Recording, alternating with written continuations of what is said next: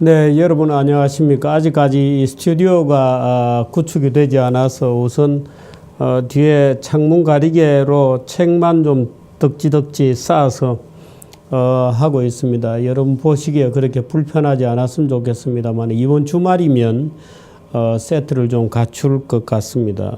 이쁘게 봐주시고요. 제가 신문사에서 자리를 옮겨서 지금 광화문에 쪽으로 오피스텔을 얻어서 정규재 TV를 독립시켰습니다마는 이 정규재가 주필직을 쫓겨났다 하고 아쉬워하는 분들이 후원금도 많이 보내주시고 그래서 저로서는 너무 과분하게 뭐라 그럴까요? 후원을 많이 받고 있는 것 같습니다. 그래서 오히려 죄송스럽고 제가 좀 더 꾀스럽게 해야 되는데 너무 정치권에서 이렇게 저를 주필은 뭐 시키겠다고 아마 그렇게 작정을 한 것 같아서 제가 좀 꾀스럽게 하지 못한 데 대해서는 죄송스럽게 생각합니다. 약간 꾀스럽게 하는 것이 꼭 무슨 배신을 하거나 뭐 이런 것도 아닌데 그랬습니다. 뭐 남겨둔 후배들도 미안하고요. 근데 제가 회사에 직은 살아 있습니다. 그래서 오늘도 회사에 갔다 왔고 매주 화요일자에 쓰는 정규재 칼럼도 당분간은 제가 지금 유지를 해 보려고 노력을 하고 있습니다. 그래서 오늘도 신문사에 좀 갔다 왔고요. 그 후원금 같은 것을 여러분들이 많이 보내주셔서 저로서는 참 너무 과분하고 죄송스럽고 그렇습니다. 그래서 후원금을 보내주신 분들을 한 번씩 모시고 무슨 조찬 포럼 같은 것도 하고요. 독서 포럼 같은 것도 좀 만들려고 그럽니다. 제가 이 오프라인에서 지금 온라인에서 이렇게 말씀드린 것 외에 조찬 포럼은 뭐 한 분기에 한 번씩 조찬 포럼을 하고요. 또 뭐 역시 뭐 분기에 한 번씩이 될지 어떨지 모르겠습니다만은 독서 포럼을 한번 해볼까 합니다. 뭐 가능하면 자주 했으면 좋겠는데 이제 장소 대여라든지 여러 가지 문제가 있어서 독서 포럼이 어느 정도 열심히 될지는 모르겠습니다. 지금 그 민경국 교수님께서 하시는 이제 공부하는 그 모임이 있고요. 그 다음에 이영훈 교수를 중심으로 하는 이승만 학당이 이제 돌아가고 있습니다. 이제 그런 식으로 책을 한 권씩 이제 선택을 해서 공부하는 독서 포럼을 좀 조직해 볼 생각입니다. 그래서 조찬 포럼, 독서 포럼, 그 다음에 이제 정규재 회원, 이렇게 뭐 두고, 아무래도 이제 조찬 포럼 같은 경우에는 이제 아침도 같이 먹어야 되기 때문에 후원금을 좀 많이 내신 분들을 중심으로 해서 이제 경영을 하고요. 그 다음에 독서 포럼, 뭐 일반 회원, 이메일 회원, 뭐 이런 식으로, 부득이하게도, 뭐 회비 금액에 따라 조금 이렇게 유지하려고 합니다. 그래서 물론 뭐 정규재 TV 자체는 무료로 갑니다만은 후원금을 좀 정례화해서 쭉 내주시는 분들에게는 제가 좀 서비스도 드릴 수 있고 또 이 회원들 간의 친목도 좀 도모할 수 있는 그런 기회를 가져보도록 노력을 하겠습니다. 오늘 아침에 제가 홍준표 후보에 대해서 홍준표 후보의 9가지 덕성 이런 제목으로 몇 가지 말씀드렸습니다. 뭐 반응은 제가 생각했던 대로 여러 가지 반응들이신 것 같습니다. 그 반응들이 다 소중한 반응들이고 특히 그 김진태 후보를 지지하고 남재준 그 원장을 지지하시는 그 태극기의 그 붉은 마음, 단심, 그 애국심을 가진 분들이 이 홍준표의 미적지근한 태도에 대해서 불만들이 많으시고 약간 분노하시고 이제 이런 분들이 많습니다. 원래 아예 다른 사람보다는 비슷하면서 약간 다른 말하자면 동족 상잔이나 형제 간의 갈등이 원래 깊은 것이거든요. 남은 뭐 다른 사람이니까 관심의 대상이 아닌데 형제 간에 견해차가 생기거나 배신을 때리거나 이럴 경우에 더 분노하는 것이 원래 우리들의 일상적인 마음입니다. 근데 뭐 또 낮에 마침 제가 그 방송을 막 마치는 때에 그 태극기의 붉은 마음, 그 단심을 가진 분 중에 한 분이 이제 사무실에 오셔서 어떻게 홍준표를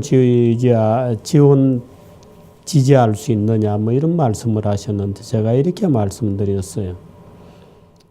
선거는 정치입니다. 정치여서 우리의 붉은 마음, 우리가 서로 동지애를 느끼고 저도 뭐 거의 매주 부득이하게 외부 행사가 없을 때는 대부분 거리에 나가서 시청 앞에 나가서 여러분들의 얼굴을 보고 뭐 그렇게 했습니다만은 정치하고 이 애국심을 온전히 키워나가는 것하고는 좀 다른 것 같습니다.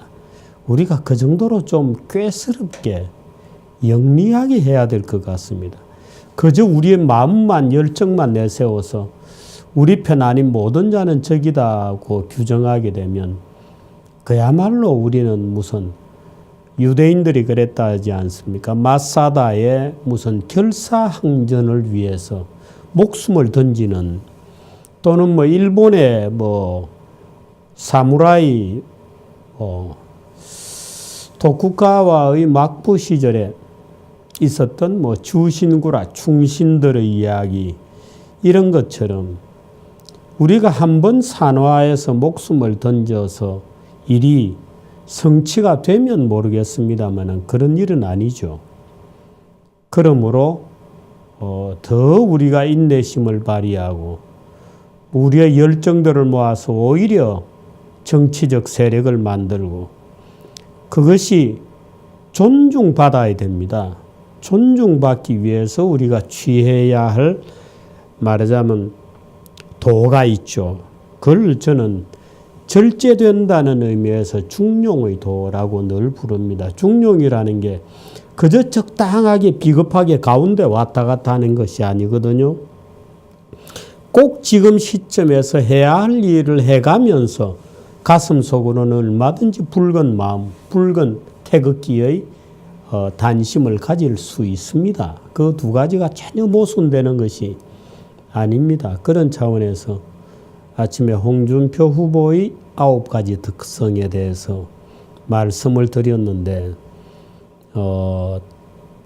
저는 개인적으로 이런 소외되어 있습니다. 저는 아마 정규제가 정치적이지 않다.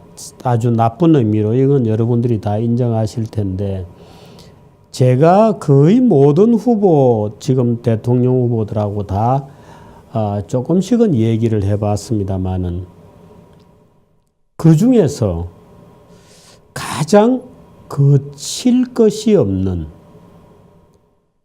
그야말로 통달에 있다고 할까요? 통달 이러면 굉장히 이거 좀 과도한 말입니다만은 적어도 국정과제 정규제가 던지는 질문에 대해서 어떤 것이든지 답변할 수 있는 지적 능력이 되는 사람은 글쎄요. 그 중에서 홍준표 후보는 정말 거침이 없었다고 하는 점도 여러분께 첨가해서 말씀드릴 수 있을 것 같습니다. 이 사람이 상당히 내공이 늘었다. 눈을 씻고 다시 봐야 되겠다. 사실 홍준표 후보에 대해서 마음에 들어 하지 않는 분들은 홍 후보가 좀 너무 달랑댄다. 품위가 없다. 이제 이런 말을 하죠. 근데 글쎄요. 그 품위가 없다는 말은 지금 우리가 산 좋고 물 좋고 정자 좋은 이런 상황이 아니지 않습니까? 싸워야 되고 노조와 싸워야 되고 국회와 정말 일전을 불사해야 될 거고 정치 세력들 간에 그야말로 계급장을 떼고 붙어야 되는 이런 상황에서 파이팅을 누가 할 수 있겠는가? 이런 점을 생각해 보면은 저희 아침에 홍준표의 9가지 특성을 말해야 하는 저희 심정도 여러분들이 좀 이해를 해 주실 수 있지 않겠나 생각합니다. 지금 그 얘기 드리려고 시작한 것은 아니고요. 요즘 국민연금 가지고 말들이 굉장히 많습니다. 이 국민연금은 지금 자산 규모가 아마 지금 현재 600조 원을 넘었을 겁니다. 저게 이제 2020년이 되면 2020 몇 년이 되면 1000조가 됩니다. 또 2040년 정도가 되면은 2000조가 됩니다. 어마어마한 자원이 됩니다. 모든 근로하는 국민들로부터 또는 지역가입자도 많으니까 국민들로부터 노후자금을 강제로 떼서 착착 쟁여놓고 있습니다. 국민연금이 거대한 자산의 덩어리가 만들어지는 거죠. 박근혜 대통령을 구속으로 몰고 간, 탄핵으로 몰고 간 그 중에 하나도 이 국민연금입니다. 국민연금이 삼성물산과 제일모직이 합병하는데 찬성해 줬다. 그 찬성해 주는 대가로 삼성이 최순실을 도와주고 미르재단에 출연했다. 그러므로 뇌물이다 하는 것이 이제 성립이 된 거죠. 그 찬성해 주게 한 것을 누구에게 시켰냐? 국민연금에게 그걸 시키고 문형표 당시 보건복지부 장관이 그것을 도와주었다. 대통령의 지시로 문형표가 국민연금을 동원해서 삼성물산을 지원해 주었으므로 뇌물이다. 이제 이렇게 엮어간 겁니다. 그럼 국민연금은 어떻게 했어야 됐나? 당연히 어떤 경우라 하더라도 국민연금은 삼성물산과 제일모직의 합병을 지지하고 주총에서 찬성표를 던졌을 것이 확실합니다. 그런데 어떻든 검찰과 특검과 국민들과 야당과 헌법재판소까지 국민연금이 삼성물산 제일모직 합병에 찬성표를 던진 것은 박근혜의 지시, 문형표에 대한 문형표가 국민연금에 다시 지시를 내려서 국민연금이 정상적이라면 절대로 합병에 반대했을 텐데 강압적인 방법으로 합병에 찬성해 주고 그 대가로 이재용이가 뇌물을 매긴 거다라고 하는 논리를 세워서 대통령을 탄핵시키고 이재용을 잡아놓고 문형표를 지금 구속시켜 놓고 있습니다. 구속 중 재판을 하고 있죠.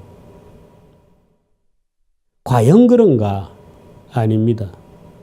국민연금은 지금 자산이 600조 원을 이미 넘었고 2030년도 중반이 지나가면 2000조에 이르는 어마어마한 자본이 됩니다. 그래서 지금 우리나라 주식시장 물론이고 채권시장도 그렇고 SOC도 그렇고 무슨 국민연금이 지배하는 힘, 국민연금의 지배력이 폭발적으로 커지고 있습니다. 말하자면 국민연금이 거의 거대한 악마적 힘을 갖게 된 겁니다. 제가 지금 국민연금 얘기를 하게 된 그 계기, 지금 대우조선이 구조조정을 하잖아요. 그런데 대우조선이 발행했던 채권을 국민연금이 지금도 가지고 있습니다. 얼마를 가지고 있나? 대우조선에 대해서 가지고 있는 국민연금의 금액, 대우조선이 발행한 회사채가 모두 1조 3,500억 원어치인데 그중에서 29% 4천억 원어치, 3,900억 원어치를 국민연금이 갖고 있습니다. 그래서 이 3,900억, 4천억 중에 절반은 출자 전환을 주식으로 바꾸고 절반은 만기를 연장해 달라는 게 정부의 요구입니다. 그러면 이거는 경영권에 대한 침해다. 국민연금의 자산운용권에 대한 국가 권력의 침해다. 이렇게 되는 거죠. 박근혜를 집어넣을 때는 언제고 지금 또 정부가 대우조선 구조조정에 대해서 국민연금의 모가지를 비틀어서 이렇게 해라 저렇게 해라 지금 또 하고 있는 겁니다. 그러므로 박근혜를 국민연금에 영향력을 행사하는 이유로 집어넣은 게 얼마나 거짓말인지 너무나 잘 알 수 있죠. 그 거짓말입니다. 얼토당토하는 누명을 씌운 거죠. 안 그랬으면 지금 그럴 리가 없잖아요. 근데 정부는 지금 또 대우조선 구조조정과 관련해서 국민연금의 모가지를 비틀어서 야 4천억 갖고 있는 채권 중에 절반 2천억 원은 출자전환 주식으로 바꾸고 2천억 원은 만기를 연장해 주라라고 지금 또 요구를 하고 있는데 국민연금에서는 입이 이만큼 나와 있죠. 그래서 정부에 대놓고 요구하고 있는 게 그겁니다. 그래요. 우리가 다시 한번 생각해 보겠다. 그러므로 대우조선이 분식회계를 했는데 그 분식회계에 대한 입장, 출자 전환하고 채무제 조정을 하는 정당성, 당위성, 형평성, 실효성에 대한 자료를 내놔라 라고 산업은행에 대해서 요구했어요. 산업은행이 정부 대리인으로 이제 국민연금을 찾아갔거든요. 말을 한번 보십시오. 출자 전환하고 우리가 대우조선을 지원해야 되는 정당성, 당위성, 형평성, 실효성에 관한 재반 자료를 다오. 우리 또 검찰에 불려가지는 않겠다. 그거죠. 우리 또 검찰에 불려가기 싫다. 나중에 검찰은 네가 가. 우리를 이렇게 모가지를 비틀면 비트는 이유를 내놔봐. 하고 국민연금이 지금 저항하고 있는 겁니다. 이 저항은 치열합니다. 들어보십시오. 자료를 달라. 우리가 지원해 줘야 되는 정당성에 관한 자료, 당위성에 대한 자료, 형평성에 대한 자료, 다른 기업과 실효성에 대한 자료를 내놔 달라. 말하자면 정부 요구는 우리가 못 들어주겠다. 우리 그거 안 하려다. 아예 돈 날리면 지금 날리는 게 낫지 나중에 점점 커져가지고 날리는 거 싫다. 이런 겁니다. 왜 국민연금이 이렇게 되었느냐? 거대하기 때문입니다. 거대하기 때문에 국민연금이 지금 5% 이상 지분을 가지고 있는 상장사가 285개입니다. 물론 삼성전자 이런 건 엄청나게 가지고 있죠. 5%가 아니라 10% 이상 가진 상장사도 76개입니다. 삼성전자, 현대차, 우리나라 대표 기업은 국민연금이 다 10% 이상 주식을 가지고 있는 최대 주주입니다. 그러므로 국민연금이 마음만 먹으면 얼마든지 이재용도 내보내고 정몽구도 내보내고 국민연금을 누가 장악하느냐 하는 것이 지금 모든 정치 권력자들이 국민연금을 장악하려고 난리죠. 그런데 좌파들은 기본적으로 연금사회주의라고 하는 전략을 기본적으로 갖고 있습니다. 그 국민연금은 누구 거냐? 국민연금은 국민들 거지. 말하자면 이런 논리로 국민들 거고 국민연금의 주식을 가지고 있으니까 그 주식의 가치를 극대화하기 위해서는 그 기업에 대해서 개입해야 돼. 경영에 대해서. 그러므로 정몽구도 내보내면 그만이고 이재용이도 내보내고 최태원이도 내보내면 그만이야. 그러면 그 국민연금의 운용 권력은 누가 가지고 있느냐? 정부가 갖는다. 국가가 갖는다. 이런. 근데 우리나라 국민연금은 무지하게 크거든요. 외국에도 많은 펀드, 연금들이 자기 기금을 가지고 주권을 행사합니다. 근데 외국에는 다 프라이스 테이커입니다. 가격을 수용자입니다. 예를 들어서 미국 같은 경우에 공무원연금, 캘퍼스 같은 것들이 주주권을 행사합니다. 그러나 미국은 주식시장이 워낙 크기 때문에 캠퍼스 같은 데서 영향력을 행사하려고 하더라도 그 영향력이라는 게 뭐 1%도 안 되는 겁니다. 0. 몇 프로 이렇습니다. 그런데 우리나라 국민연금은 우리나라 사이즈에 비해서 너무 큰 겁니다. 그래서 국민연금만 틀어지면 5%, 10% 이상씩 지배를 하거든요. 대주주도 마음대로 할 수 있습니다. 그러니까 좌파들이 그냥 두지를 않죠. 그래서 김대중 노무현 때 국민연금 밑에 의결권위원회라는 걸 만들어서 뭐 가전 방법으로 경영권에 개입하려고 그랬죠. 재벌개혁이라는 미명하에 국민연금을 통해서 말하자면 대한민국 산업을 움켜쥐려고 노력을 하는 겁니다. 그것을 우리는 연금사회주의다라고 부릅니다. 지금 그런 작당이 벌어지고 있는 중입니다. 그래서 국민연금 측에서는 지금도 의결권위원회에서 활동하는 대학 교수 중에 몇 명은 좌파 교수들입니다. 그 좌파 교수들이 재벌 개혁을 매번 떠들고 기업 지배구조를 개혁해야 한다는 명분으로 소위 국민연금 위원회 같은 데 파고들어서 지금 이렇게 만들어 놓고 있는 거죠. 큰일입니다. 대강 오늘 말씀드린 요지를 그림으로 한번 보실까요? 국민연금 악마 유혹 이런 제목을 달아놨습니다. 순서대로 쭉 보시면 거대해지는 연금자산, 우리나라는 시장 규모에 비해서 국민연금 규모가 너무나도 지금 커지고 있습니다. 다른 나라에는 비슷비슷한 게 많기 때문에 그 연금과 펀드들 사이에서도 견제와 균형이 되는데 우리나라는 국민연금이 너무나 큽니다. 연금 없이는 금융시장이 마비됩니다. 주식시장도 그렇고 채권시장도 그렇고 뭐 국공채 시장도 다 그렇습니다. 연금 괴물은 갈수록 팽창하고 있습니다. 다음 페이지. 고쳐졌습니까? 제가 지금 안 보여서 좌파들의 치열한 노력이 그동안에도 전개되어 왔고 만일에 정권이 바뀌면 소위 연금사회주의적 어프로치가 폭발하게 됩니다. 그렇게 되면 대한민국은 마치 자본주의의 외형, 말하자면 연금이 주식을 가지고 있으니까 당연히 그 주주권 행사에 의해서 기업을 관여할 수 있다라고 하는 논리로 사실은 국가의 의지를 관철하는 연금사회주의가 관철되게 됩니다. 우리들이 낸 돈으로 좌파들이 국민연금을 장악하고 거기서 통치하는 겁니다. 대한민국은. 재벌도 마음대로 하는 거죠.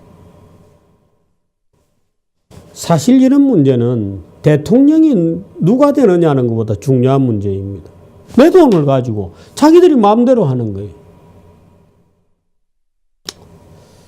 내 돈을 가지고 자기들이 마음대로 내 노후 자금을 가지고 지금 이렇습니다. 연금이라는 걸 모아가지고 그 중에서 15%는 무조건 착착돼가지고 해외 부동산 같은 데 투자를 하거든요. 미쳤습니까? 기업들이 공장을 여기서 안 하고 밖에 나가는 것도 억울해 죽겠는데 그래서 기업을 어떻게 하면 다시 유치하느냐 리어쇼링을 하느냐 기업이 어떻게 하면 고향으로 다시 돌아오도록 하느냐는 게 우리가 그렇게 노력하고 있는데 우리 돈을 착착대가 가지고 그 가운데 15% 20%를 해외 부동산에 투자하고 있는 겁니다. 말이 안 되는 짓을 하고 있는 거죠. 그래서 저는 이런 제안을 합니다. 여러 가지 말도 안 되는 제안들이 지금 쏟아지고 있습니다만은 차라리 연금을 똑같은 걸 여러 개로 나누자. 여러 개로 나누면 총무부도 여러 개가 있어야 되고 자산운용 펀드 매니저도 여러 명이 있어야 됩니다. 돈이 많이 들죠. 그러나 하나로 뭉뚱그려 놓고 좌파들이 지배하는 것보다는 낫다. 첫째, 분할하자. 둘째, 이게 저는 좋은 방법이라고 봅니다만은 아예 연금을 들 때 연금을 내는 연금 가입자, 연금 납부자가 내 주식은 어떻게 운용해달라, 내 기금은 채권으로 운영해달라 하고 마치 개인의 연금자산을 선택하듯이 각 개인이 선택하도록 하자. 오케이, 내 돈은 미래에셋에 넣어서 관리해달라. 국가가 강제로 법을 만들어서 국민연금 제도를 유지한다. 오케이, 나 그거는 인정한다. 그런데 내가 내는 돈은 미래에셋에 맡겨서 운용하겠다. 아니야. 나는 한국투자증권에 맡겨서 운용하겠다. 나는 무슨 소리야? 난 주식은 안 해. 난 채권에 할래. 아니면 난 부동산에 할래. 그거는 각자가 선택하든지 뭔가 선택 방법을 두고 연금 운용을 민영화하는 겁니다. 연금 운용을 민영화하는 겁니다. 그러면 누군가가 주인도 아닌 작자들이, 대학 교수 이런 작자들이 와가지고 정부의 명령을 받고 연금기금위원회, 의결권위원회 이런 데 숨어들어가지고 뒤에서 은밀하게 기업을 자기 마음대로 쥐고 흔드는 짓은 못하도록 만들어야 된다. 대한민국에서 연금을 지금 장악하면 모든 것을 장악하게 되어 있습니다. 그런데 우리 돈을 가지고 정부가 마음대로 한다? 견딜 수 없는 거죠. 그 차라리 잘게 찢든지 아니면 민영화하자. 민영화하자. 국가 권력자들이 자기 마음대로 못하게 만들어야 한다 하는 것이 저희 주장입니다. 여러분, 이 문제에 관심 가져야 됩니다. 앞으로 5년, 10년 지나면 이 국민연금 때문에 제가 볼 때는 폭동 납니다. 지금 30대 이하 젊은이들이 뭣도 모르고 복지국가 이러는데요. 지금 30대 이하는 정말 연금 빚더미를 떠안게 될 겁니다. 연금 빚더미를 떠안아서 20년, 30년이 지나면 내가 왜 좌파 정부, 내가 왜 복지국가를 선택했는가 하고 자기 눈을 찌르려고 그럴 거예요. 바보짓을 하고 있는 겁니다, 지금. 지금 복지국가를 주장하는 젊은 애들이 나중에 자기 손으로 자기 눈을 찌를 겁니다. 한 치 앞도 못 보는 이 눈뜬 장님아, 그리고 자기 눈을 찌르게 될 줄도 모릅니다. 20, 30년만 지나보세요. 젊은 애들이 20, 30년을 굉장히 먼 미래라고 생각하는데 살아보십시오. 금방 갑니다. 금세 옵니다.